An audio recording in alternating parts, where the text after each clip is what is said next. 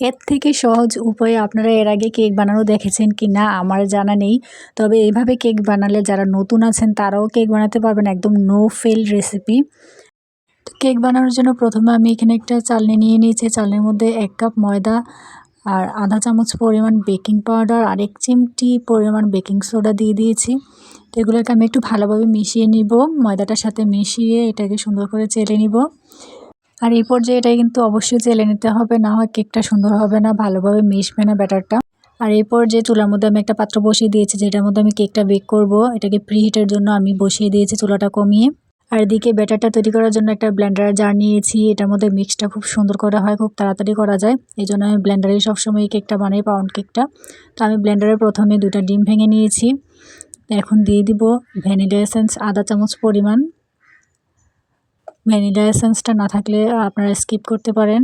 আমি কিন্তু এটাকে দিয়েছি ফ্লেভারের জন্য, এটাতে খুব সুন্দর একটা ফ্লেভার আসে। আর এখানে দিয়েছি 1/2 কাপ পরিমাণ চিনি। চিনিটা আপনারা আপনাদের স্বাদ মতো দিবেন। আর দিয়ে দিয়েছি 1 চিমটি পরিমাণ লবণ। আর এগুলোকে এখন আমি ভালোভাবে ব্লেন্ডার করে নিব। প্রথমে এই লিকুইডগুলো ভালো করে ব্লেন্ড করে নিতে হবে, চিনিটা যাতে ভালোভাবে গলে যায়। এটাকে আলাদাভাবে ব্লেন্ড করে নিয়েছি প্রথমে। এখন দিয়ে দিব 1/3 কাপ পরিমাণ তেল। এই যে দেখুন এখানে কিন্তু 1/3 কাপ আছে, মানে 1/3 ভাগ। আর তারপরে দিয়ে দিব চেলে রাখা ময়দাগুলো। আমি ময়দাগুলো 2বারে ব্লেন্ড করে নিব। প্রথমে অর্ধেকের চেয়ে বেশি পরিমাণটা দিয়ে দিয়েছি, দিয়ে সুন্দর করে এখন ব্লেন্ড করে নিব। এই যে দেখুন এখন বাকিগুলো আমি দিয়ে দেবো, দিয়ে আবারও এটাকে সুন্দর করে ব্লেন্ড করে নিব। আর কিচ্ছু করার দরকার নেই। এর থেকে সহজ উপায় মনে কেক বানানোর আমি আর জানি না।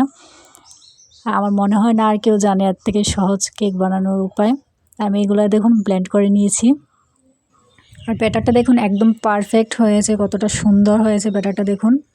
হাতে মিক্সড করতে গেলে কিন্তু অনেক সময় লেগে যেত, এখানে কিন্তু 2 মিনিটেরও কম সময় লেগেছে এই ব্যাটারটা তৈরি করতে আমার। তারপরে দেখুন যে পাত্রে আমি কেকটা বেক করব ওই পাত্রে একটু তেল ব্রাশ করে নিয়েছি। আমি তেলটাকে ভালোভাবে ছড়িয়ে দিয়েছি পাত্রটার মধ্যে। এইখানে কিন্তু আমি কোনো বেকিং পেপার ইউজ করিনি, আমি কখনোই বেকিং পেপার দিয়ে কেক বেক করি না। আমার এমনিতেই কেক মাশাআল্লাহ খুব সুন্দর হয়, নিচ থেকে একদমই পড়ে যায় না। তো আমার ব্যাটারটা ঢালা হয়ে গেছে। এখন আমি কয়েক টুকরো বাদাম নিয়ে নিয়েছি, এখানে কাজু বাদাম নিয়েছি। আপনারা চাইলে যে কোনো বাদাম দিতে পারেন, কিশমিশ দিতে পারেন, টুটি ফ্রুটি দিতে পারেন।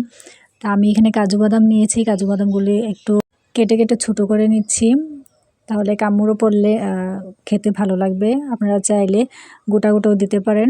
আমি কয়েকটা আস্ত দিয়ে দিয়েছি গোটা করে, আর কয়েকটা কেটে নিয়েছি। আমি এগুলা কাটা হয়ে গেলে সুন্দর করে কেকের ব্যাটারের উপরে বিছিয়ে দিব। এই পর্যায়ে এটাকে দিয়ে দিতে হবে। আপনারা চাইলে পুরো ব্যাটারের মধ্যে মিক্সড করে দিতে পারেন, তাহলে কিন্তু খেতে আরও বেশি ভালো লাগবে। আমি অবশ্য উপর দিয়ে শুধু দিয়েছি, দেখতে সুন্দর লাগবে, খেতেও মজা লাগবে। আমার বাচ্চারা কিন্তু এই কেকটা আলহামদুলিল্লাহ খুবই পছন্দ করে।